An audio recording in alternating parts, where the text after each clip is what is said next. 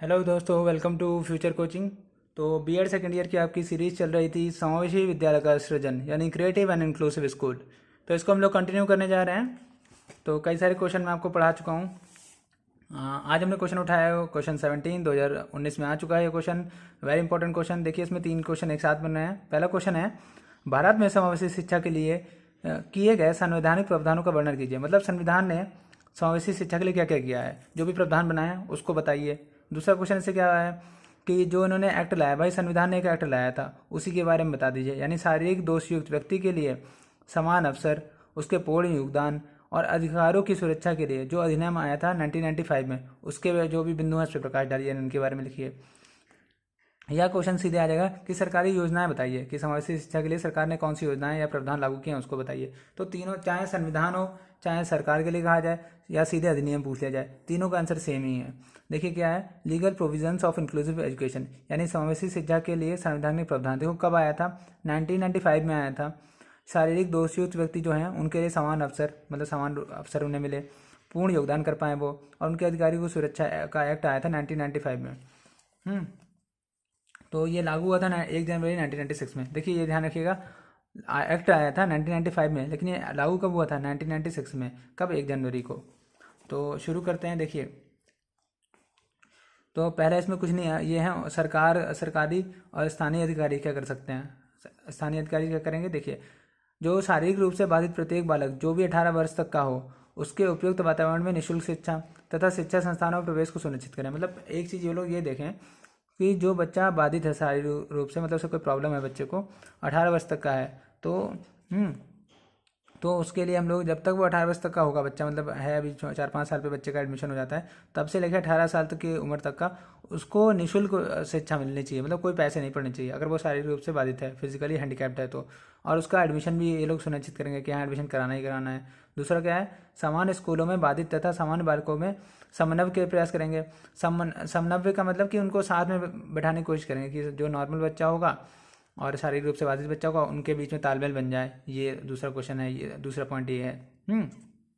तीसरा क्या है कि समावेशी शिक्षा संस्थान सरकारी चाहे जगह हो चाहे गैर सरकारी जगह हो, दोनों में स्थापित करने पर बल देंगे। भाई अगर खाली सरकारी विद्यालयों में ऐसा समावेशी शिक्षा होगी तो काम नहीं चलेगा। जो प्राइवेट स्कूल्स हैं उनमें भी ऐसा होना चाहिए, क्योंकि बहुत ज़्यादा बच्चे हैं, जनसंख्या बहुत ज़्यादा है।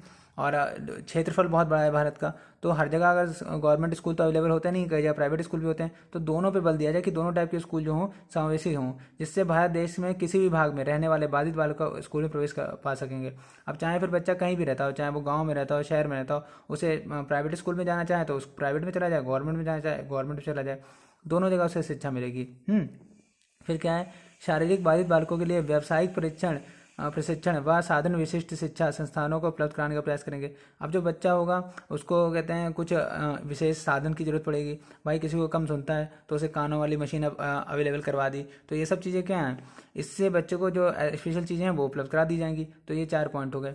दूसरा क्या है, देखिए कि अधिकारी सरकार स्थानीय अधिकारी जो है सरकारी विज्ञापन के माध्यम से कुछ निम्नलिखित कार्य कर सकता है। पहली बात तो जो शारीरिक रूप से बाधित बालक हैं, जो कक्षा 5 तक किसी भी शिक्षा संस्थान में शिक्षा प्राप्त कर चुके हैं, ठीक है, या किसी कारणवश उनकी पुरानी जो एजुकेशन है छूट गई है, शिक्षा छूट गई है, लेने में समर्थ हैं, तो ऐसे बालकों के लिए अंशकालिक शिक्षा की व्यवस्था करी जाएगी।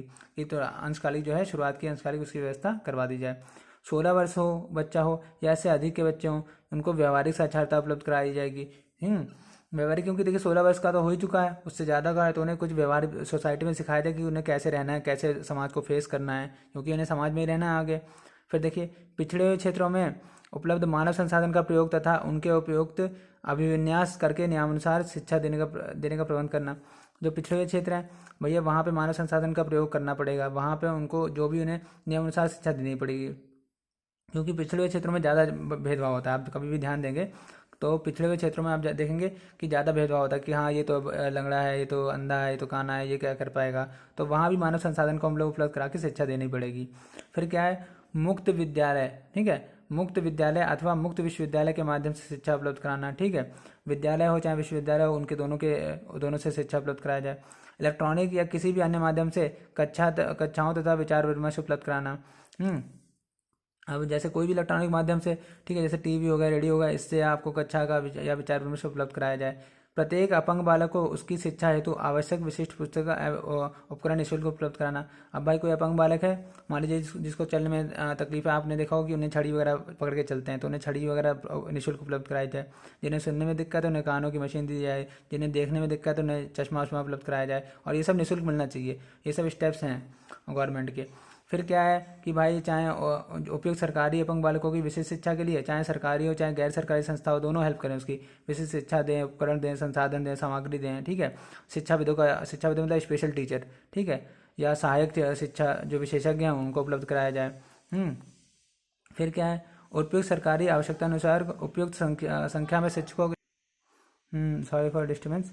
आगे देखिए आप लोग, उपयुक्त सरकार आवश्यकता अनुसार उपयुक्त संख्या में शिक्षकों के लिए प्रशिक्षण संस्थान स्थापित करेगी। भाई देखिए, टीचर भी अचानक से नहीं पढ़ा सकता। आप एक टीचर है जो नॉर्मल बच्चों को पढ़ा रहा है, आसान बहुत अच्छा पढ़ा रहा है, अचानक से आप उससे कह रहे हैं कि आपको इन्हीं के साथ में अपंग बच्चों को भी पढ़ाना, और ऐसे पढ़ाना है कि नॉर्मल बच्चों को भी समझ में आए और अपंग बच्चों को भी समझ में आए, तो उसके लिए भी थोड़ी प्रॉब्लम हो जाएगी, ठीक है। तो पहले उसे प्रशिक्षण, टीचर को भी ट्रेनिंग देनी चाहिए, प्रशिक्षण देना चाहिए, तो उसके लिए ट्रेनिंग संस्थान बनाए सरकार, ठीक है, चाहे वो राष्ट्रीय हो चाहे गैर सरकारी संस्थान हो, ठीक है, हर जगह उनको सहायता मिले ताकि वो जिससे शिक्षित हो जाए, फिर वो अपंग बालकों को सिखाएं, ठीक है।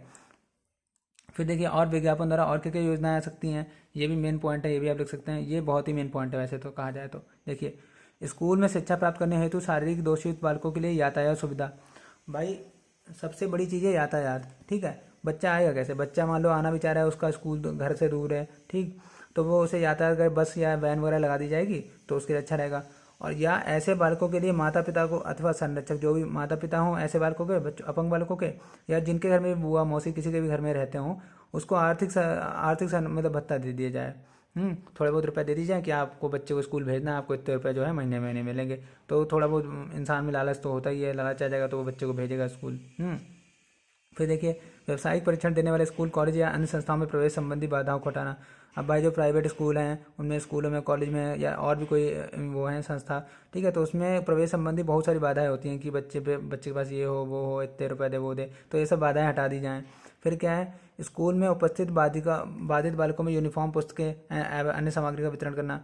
भाई जो बच्चे अपंग हैं उनको यूनिफॉर्म दे दो आप फ्री, पुस्तकें दे दो, बुक्स दे दो, ठीक है, और ज़रूरत वाली चीज़ें दे दो। जब ये सब चीज़ें ना फ्री में मिलेंगी, अब मान लीजिए बच्चा पढ़ना चाहता है, फीस तो नहीं पड़ रही, लेकिन यूनिफॉर्म इतनी महंगी है, ऊपर से घर वाले सोच रहे हैं कि ये तो अपंग है, वैसे कुछ नहीं कर पाएगा, लोगों की सोच ऐसी है, तो अगर हम इसकी यूनिफॉर्म बनवाएं, फिर किताबें लेके दें, और फिर आना जाना, अगर यही सब चीज़ें फ्री हो जाएंगी, यही सब चीज़ें स्कूल से मिलने लग जाएंगी, तो बच्चे फिर माँ बाप भेजेंगे ही बच्चों को, कहेंगे चलो पढ़ा के देख लेते हैं। तो ये सब चीज़ें मिलनी चाहिए, यूनिफॉर्म मिले, बुक्स मिले, ठीक है, और टोटल और चीज़ें मिले, स्कॉलरशिप मिल जाए यानी छात्रवृत्ति मिल जाए।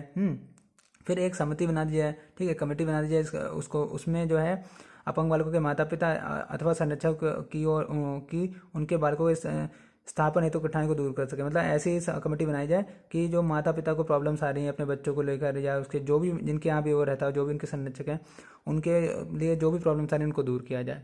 तो ये भी काफ़ी इंपॉर्टेंट क्वेश्चन था आपका, ये भी मैंने आपको पढ़ा दिया है। अगला क्वेश्चन नीचे ही लिखा है आपको, देखिए यही अगला क्वेश्चन शुरू करेंगे, और जल्दी से जल्दी ये यूनिट ख़त्म करके सेकंड यूनिट शुरू करेंगे। Thank you and have a nice day.